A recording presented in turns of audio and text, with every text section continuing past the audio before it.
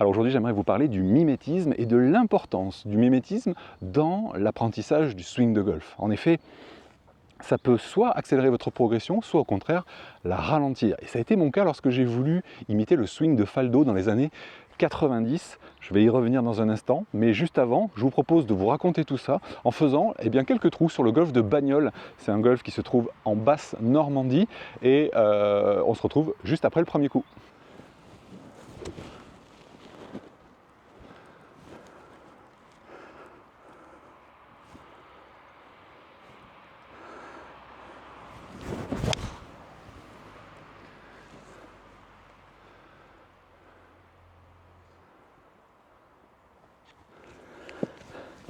Alors oui, le mimétisme, c'est probablement, on va dire, le moyen le plus utilisé chez les êtres humains et chez les animaux pour apprendre quelque chose.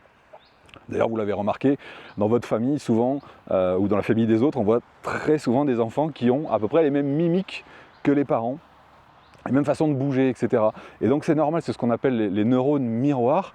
On utilise énormément le mimétisme dans l'apprentissage, on va dire, moteur. La problématique, c'est qu'on peut, parfois, avoir, on va dire, le mauvais exemple. Pourtant, en utilisant, a priori, des critères qui semblent, sur le papier, cohérents.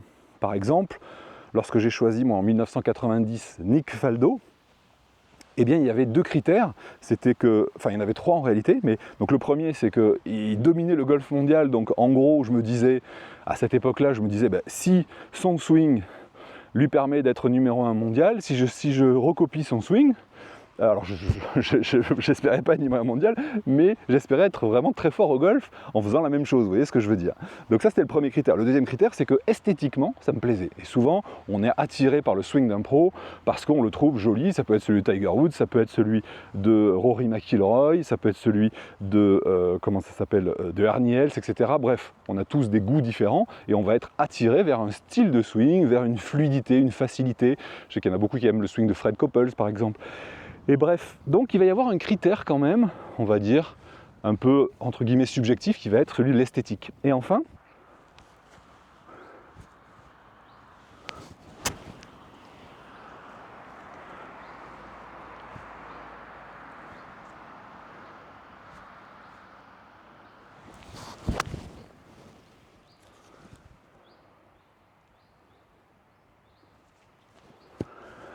il y a un troisième critère souvent qu'on va prendre en compte lorsqu'on va choisir un modèle, entre guillemets, ça va être la morphologie. Est-ce que le joueur pro en question me ressemble plus ou moins physiquement, d'accord? Pas exactement, mais plus ou moins. Bon, par exemple, Faldo faisait 1m93, moi je fais 1m97, on a à peu près la même corpulence, bref, je me suis dit, c'est pile ce qu'il me faut. Il cochait en gros les trois cases, et c'est pour ça que j'ai acheté le fameux livre de l'époque. Si vous jouez depuis un moment, vous le connaissez forcément, c'est Le Swing de David Leadbetter.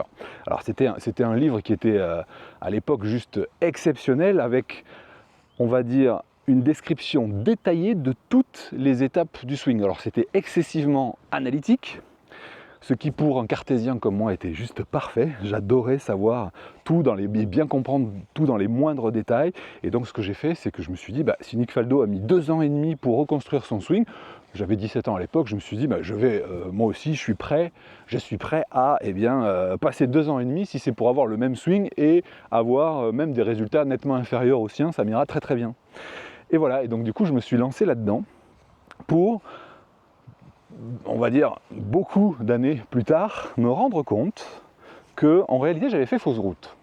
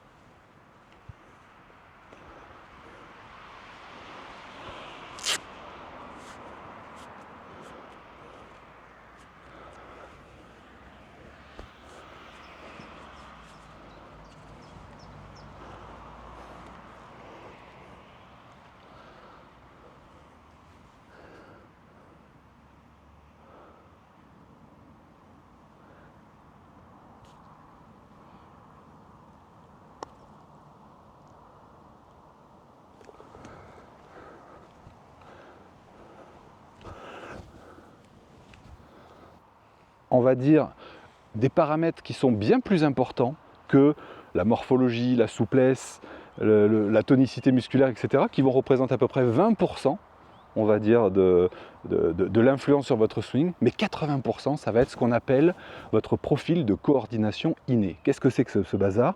Eh bien, c'est tout l'ensemble du câblage nerveux que vous avez dans votre corps, c'est-à-dire qui permettent à votre cerveau d'envoyer eh bien, des signaux à vos muscles.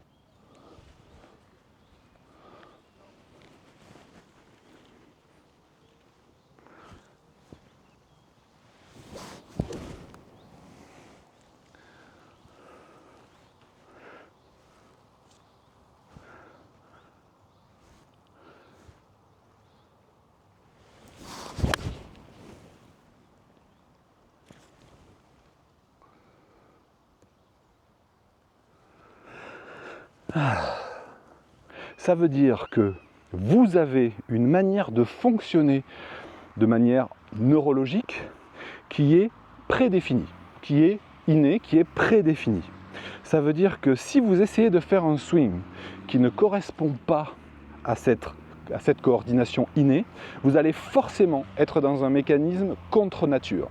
Un mécanisme contre nature qui va produire quoi? Des blessures. Dans mon cas, j'ai dû abandonner 3 fois en compétition la première année où j'ai commencé à mettre en application le swing de Nick Faldo. Tout simplement parce qu'il était dissocié, c'est-à-dire qu'il utilisait une grande différence de rotation entre ses hanches et ses épaules, et que moi je suis du style associé. Donc mon dos n'a pas du tout aimé, pourtant j'étais pas vieux, hein, j'avais 17-18 ans. J'étais pas vieux du tout, j'avais jamais eu mal au dos auparavant, et là pourtant je me suis bloqué 3 fois le dos en essayant de garder mes jambes complètement fixes et d'étirer au maximum le ressort. Vous avez probablement déjà entendu parler de cette technique qui s'appelle le facteur X.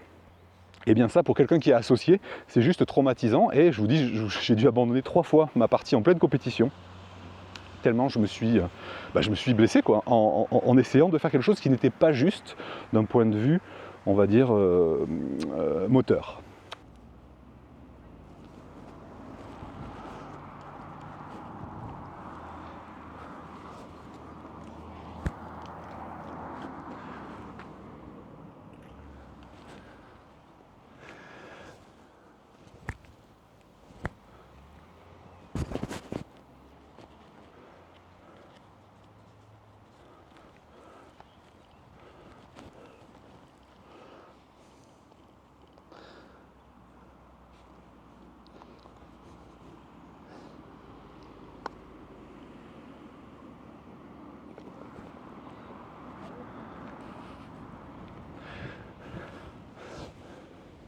Je sais ce que vous dites ouais, il a recommencé plusieurs fois son putt, etc. Je vous promets que non. Donc ça, c'est la première chose, c'est qu'on peut se blesser.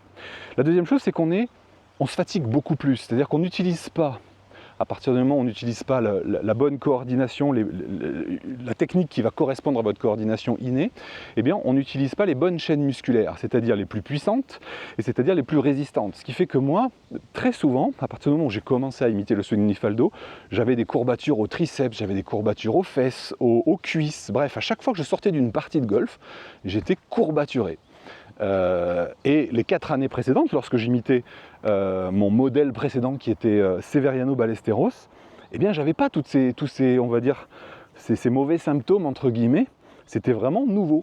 Et puis le troisième paramètre, au-delà de la difficulté, on a vu donc on peut se blesser, c'est beaucoup plus fatigant. Et le troisième paramètre qui est assez net, c'est l'inconfort que l'on a en faisant la gestuelle. C'est-à-dire que lorsque la personne que vous imitez ou le swing que vous essayez de faire vous donne des sensations d'inconfort, eh bien cela prouve que vous êtes en train de faire quelque chose qui est tout simplement contre nature. Alors, vous allez me dire, oui mais c'est normal, à partir du moment où on fait quelque chose de différent de ce que l'on fait, c'est forcément inconfortable. Oui et non, oui et non. Certaines choses effectivement ont besoin juste d'un petit peu d'habitude, mais d'autres, et ça c'était mon cas par exemple, notamment, vous voyez par exemple le fait d'essayer de dissocier mes épaules et mes hanches, eh bien même après plus de 10 années à essayer de le faire, c'était toujours inconfortable. C'est-à-dire que oui, certaines choses, à force, on s'y habitue et ça devient, entre guillemets, moins gênant ou plus du tout gênant. Sauf que certaines choses structurelles ne vont jamais évoluer d'un point de vue confort. C'est-à-dire que votre corps vous renverra toujours l'information, ce que tu es en train de faire ne me convient pas. Ça, c'est quelque chose qui est important, et c'est pour ça que s'il y a un message dans cette vidéo que vous devez retenir, c'est si un inconfort, on va dire, se maintient dans la durée, c'est la preuve que ce que vous êtes en train de faire ne vous convient pas d'un point de vue moteur. Ça, c'est vraiment ce que je veux que vous reteniez, je le répète. Si de l'inconfort dans une gestuelle que vous êtes en train de mettre en place est en train de durer, c'est-à-dire que voilà, malgré les jours, les semaines, voire les mois, vous sentez que vous êtes toujours inconfortable en faisant quelque chose, ça prouve que vous êtes sur la mauvaise voie. D'accord ? Alors heureusement, il y a moyen de s'en rendre compte bien avant, puisque pour moi, il y a 3 critères qui sont essentiels. Hein. C'est ce que j'appelle le système d'apprentissage autonome qui s'appelle le Quick Adjust. Il y a 3 critères qui sont essentiels, qui sont est-ce que c'est efficace ? 2, est-ce que c'est reproductible? Et 3, est-ce que c'est confortable? C'est super important d'avoir ces 3 critères-là. Mais j'aimerais aller plus loin, et puis pour clôturer cette vidéo, j'aimerais vous envoyer sur une autre vidéo bien plus complète dans laquelle je vais vous aider à identifier justement comment vous allez trouver votre profil de coordination inné et comment vous allez pouvoir choisir des modèles qui vous correspondent, avec en particulier un e-book dans lequel je vous donne plus de 40 swings de joueuses et de joueurs professionnels, dans lequel vous trouverez des aériens point mobile haut, des aériens point mobile bas, des terriens point mobile haut, des terriens point mobile bas. Et à partir de là, vous allez pouvoir faire votre marché avec la vidéo que je vais vous donner en plus. Vous allez pouvoir justement savoir choisir laquelle ou lesquels de ces swings ou lequel de ces swings vous allez pouvoir commencer à imiter pour gagner beaucoup de temps dans votre progression golfique. Je vous dis à tout de suite, je vous ai mis le lien dans la description. Vous allez, comme je vous ai dit, accéder à une vidéo complète dans laquelle je vous expliquer tout ça bien plus en détail, et l'e-book avec les 40 exemples de swing que vous pouvez recopier. Je vous dis à tout de suite dans la description ou dans les commentaires. Je vous ai mis soit dans l'un, soit dans l'autre. À tout de suite.